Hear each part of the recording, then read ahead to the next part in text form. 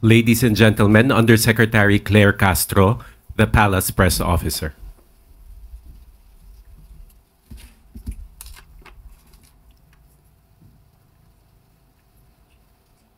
Magandang araw, Malacanang Press Corps. Benting bigas, mayroon na sa palengke. Tumungo si Pangulong Ferdinand R. Marcos Jr.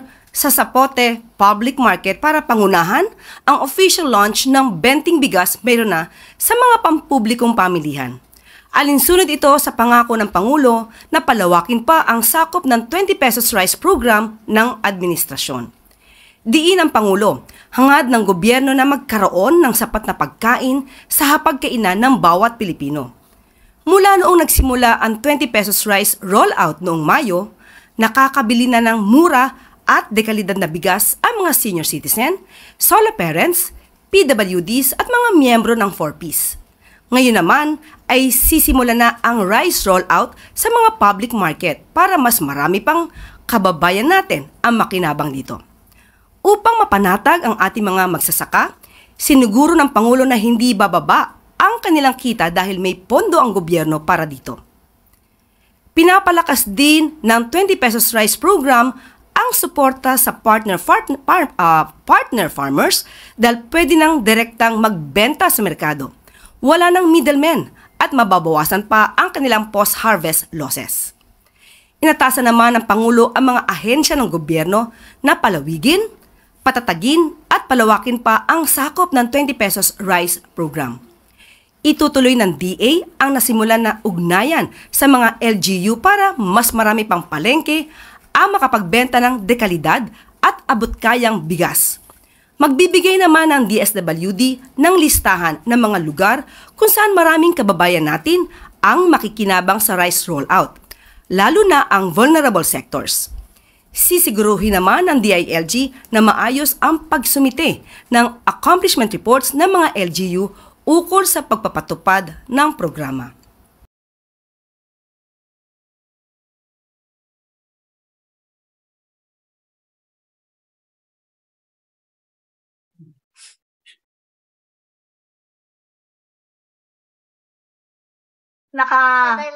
Nakaranas ng ganitong may 20 pesos kasino ng bigas. Maraming salamat po.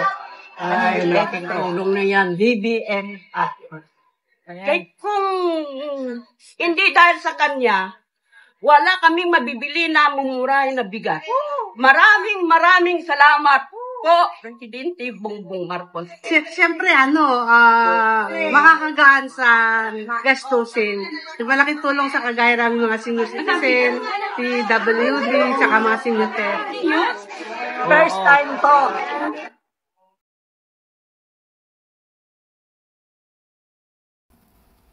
Mga nakaharang na sasakyan sa fire station sa Makati, inaksyonan ng DILG.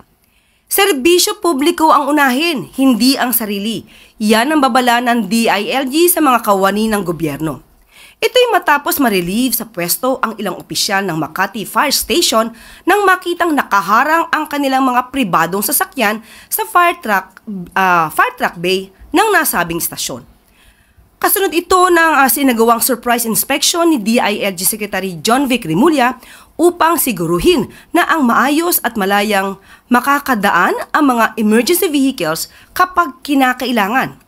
Alinsunod ito sa utos ng Pangulo na pagandahin pa ang performance ng lahat ng opisina ng gobyerno sa buong bansa. Bawal ang patulog-tulog sa serbisyo. Lahat dapat nagtatrabaho. Ayon kay Secretary Remulla, kapabayaan ang ginawang ito ng mga opisyal ng Makati Fire Station.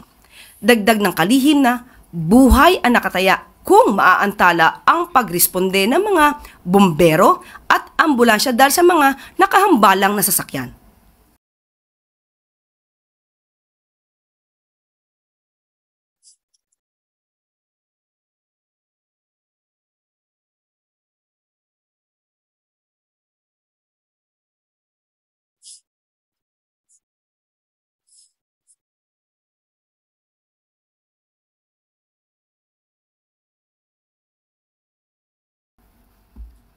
At maaari na po akong tumanggap na inyong mga katanungan. We begin with Tristan Nodalo, Newswatch Plus. Hi, good morning, Yusek. Yusek, nakarating na po ba kay Pangulong Marcos yung desisyon ng China to sanction former Senator Francis Tolentino po dahil sa kanyang naging stance over the West Philippine Sea issue? Ito naman po talaga ay naibalita, pero yung katanungan na po na yan ay ibibigay po natin sa DFA kung ano po ang kanila magiging tugon. But as a follow-up lang po, ma'am, no, given this move by the Chinese government, parang nagbibigay rin po ba to, does it send a chilling effect to Filipino officials who are very vocal when it comes to the South China Sea, West Philippine Sea issue, kung pwede pala itong gawin ng China sa kanila? Kung ano man po ang naging dahilan ng China sa pagban kay Senator Tolentino, kanila po itong desisyon. Pero ang bawat Pilipino, ang tunay na Pilipino, at ang mga Pilipino na pro-Philippines, hindi nila ito mapapatahimik at hindi nila ito mapagbabawalan na ipagtanggol kung ano man ang karapatan natin sa ating bansa at sa ating mga maritime rights. Ang sabi nga ng Pangulo, we will not yield even an inch of our territory to a foreign power. Last follow-up na lang po on this matter. Pero wala pong balak si Pangulong Marcos to summon Chinese Ambassador Wang Zilian or Chinese officials to relay yung naging concern natin on this decision. Sa ngayon po ay wala pong nasasabi ang ating Pangulo patungkol dyan. Thank you po. Christian Yosores, DZMM.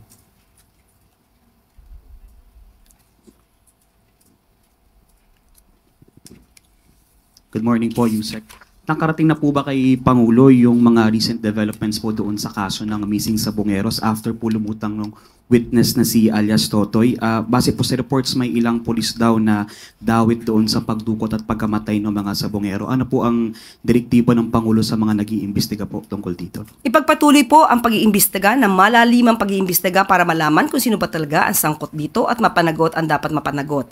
Ayon nga rin po sa DOJ ay meron pong 4 na witnesses na maaaring tumulong, pero kailangan pa nilang i-evaluate ang mga testimony nila para malaman kung sino yung pwede maging state witness. At kailangan po talaga nila ng maliban sa testimonya ay magkaroon pa ng ibang mga ebidensya tulad ng mga larawan, pictures, videos kung meron man para mas makatulong po sa pagresolba ng kasong ito. One follow-up lang po. May mensahe po ba ang palasyo sa hudikatura after din po may lumabas na report na sinasabing masyadong makapangyarihan yung mastermind and can influence even the Supreme Court? Naniniwala po tayo sa integridad ng ating korte. At ito'y masisolusyonan na naaayon sa batas at naaayon sa rule of law. Sam Medenilla, Business Mirror. Good morning, ma'am. Magfa-follow up lang po kami regarding po dun sa negotiations ng Philippines with the US regarding sa US reciprocal tariffs. Sa ngayon po, sabi po ay ongoing pa rin ang negosasyon at hindi pa rin po kami makakapagbigay ng anumang detalye patungkol po dito. Pero asahan po natin kung anuman po ang magiging solusyon dito or rather resolution dito. Ito po ay para po sa kabubuti ng ating bayan. Follow up lang po. Bali, prepared po yung government sa either scenario. Kung i-retain or itataas or ibababa sa tatlong scenario po kung sakali. Ano't anuman po ang mangyari dito, kailangan po ang bansa ay handa. Kaya po ang Pangulo natin at ang economic team ay lagi pong pinag-aaralan ang mga patungkol dito. Okay. Thank you po, ma'am. Clay Pardilla, People's Television. Good morning po, Yusek. Former presidential spokesperson Harry Roque recounts the pain of leaving the country and being separated from his children. At ang sabi niya pa po ay I was forced to leave under the circumstances. At hindi daw po niya mapapatawad ang Marcos administration po. Ayoko na po sanang sagutin ito pero kinakailangan po dahil baka po ito ay tumimo sa utak ng ating mga kababayan at sabihin may katotohanan. Unang-una po, mukhang sinisisi pa po niya ang naging kalagayan niya at ang kinahinatnan niya kay Pangulo at sa administrasyon. Unang-unang tanong, ano po ba ang kanyang pruweba? Kwentong walang kwenta? Kwentong barbero? Una po, hindi naman po yata niya kasama ang Pangulo nang siya ay nakipag-deal sa Whirlwind at sa Lucky South 99. Hindi rin po niya kasama ang Pangulo nang siya ay naglakad ng permit or license ng Lucky South 99. Hindi rin po yata niya kasama ang Pangulo nang ito ay magbukas ng isang joint account kasama si A.R. de la Serna. Hindi rin po niya kasama ang Pangulo na siya mismo ang nagboluntaryo ng mga facts at mga dokumentong kanyang ikinumento sa Quadcom, sa House of Representatives. Lahat pong ito ay voluntaryong galing sa kanya. Lahat ng kwento niya sa Quadcom, sa House of Representatives ay galing sa kanya. Sinabi niya meron siyang SALN, meron siyang BIR, records, meron siyang mga extrajudicial settlement ng kanyang auntie at meron din siyang mga dokumento patungkol sa contract of trust with a certain attorney Percival. Lahat ng ito ay wala ang Pangulo sa kanyang tabi. So paano niyang isisisi ito sa Pangulo at sa administrasyon? So sa mga ganitong klaseng obstructionist, sana po ay ihinto nila at maging tunay na Pilipino. Final question, Ivy Reyes, Billionario News Channel.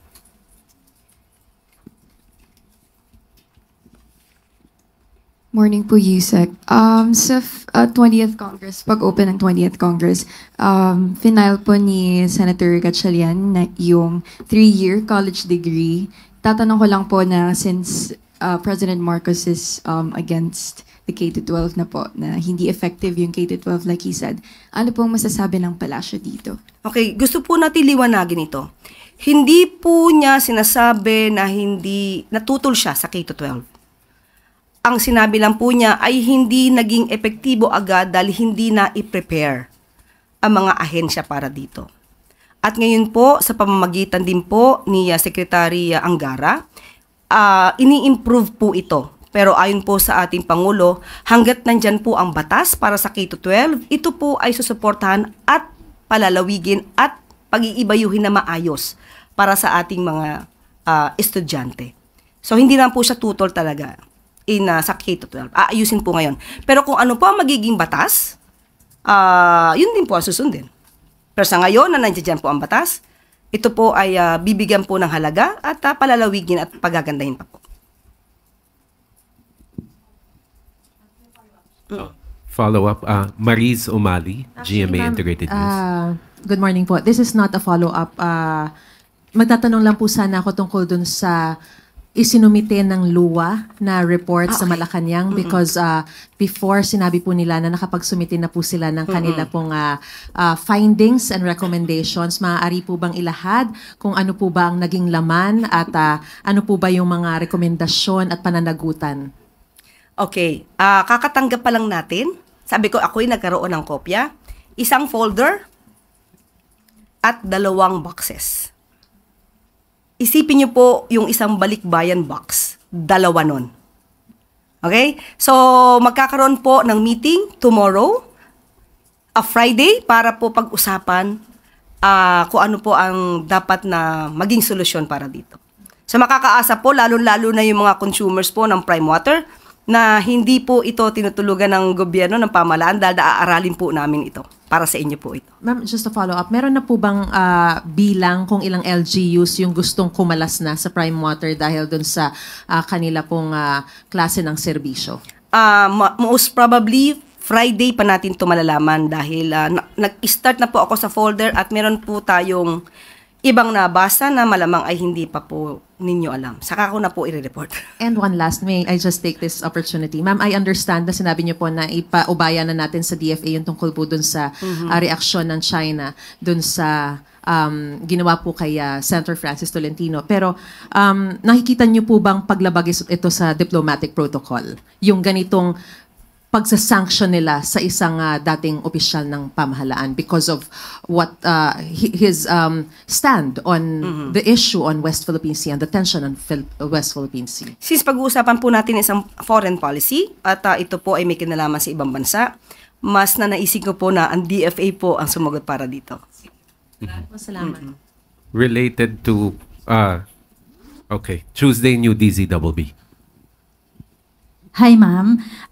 Sa ngayon po may dalawang low pressure area po sa loob at labas ng bansa. Panay na rin po ang pag-ulan at mga bagyo. Mahalaga po ang papel ng Office of Civil Defense sa ganitong mga pagkakataon. Meron na po bang naitalaga, nakapalit, yung dati nating OCD Administrator, Ariel Nepomuceno, para mag-oversee po doon sa mahalagang papel ng OCD? Opo, meron po na italaga na OIC. Ito po ay si ASEC or Assistant Secretary Rafaelito Alejandro Defort. Siya po ang OIC ngayon sa Office of the Civil Defense. Yun lang po. Thank you.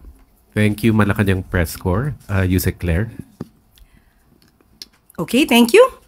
Police Visibility Strategy, pinatunayang di makaluma. Batid ang epekto ng pinaigting ng police visibility at quick response time ng PNP nang madakip ang isang snatcher sa loob ng 3 minuto matapos manghablot ng cellphone. Nagbunga ang quick response time ayon sa direktiba ni Pangulong Marcos Jr. na siya namang pinatupad ni PNP Chief Nicolas Torre III. Ayon sa report ng PNP, na-intercept agad ng mga responding police ang suspect ilang sandali lang matapos maghablot ng cellphone. Na-recover sa snatcher ang cellphone ng biktima, mga gambling paraphernalia at isa pen gun na ginamit di umano sa panghuhold up. Sa ibang balita ay nirelieve ni PNP Chief Nicolas Torre III ang isang Chief of Police sa Rizal dahil sa mabagal na aksyon nito sa isang theft case. Napag-alaman ng pulisya na pinauwi lang ang mga tauhan ng nasabing opisyal ang isang negosyante matapos nitong magreklamo ng kaso ng pagnanakaw. Binigyan diin ng PNP Chief na walang puwang ang tamad at pabagal-bagal na kilos sa hanay ng kapulisan. Ang mabilis na aksyon na ito ay patunay na dedikasyon ng pulisya na magbigay ng konkretong solusyon sa paglilingkod sa taong bayan. Trabaho po namin po na panatiling maayos at ligtas ang mga tao sa anumang oras po. Hindi sapat na nababawasan natin yung krimen. Kailangan nakikita yung pulis para feeling safe naman yung mga tao. Muli, patunay ito na ang police visibility ay hindi pang 70s or pang 80s lamang. Kailangan ito. Ginagamit ito sa buong mundo. At dito na po nagtatapos ang ating press briefing. Magandang araw para sa bagong Pilipinas.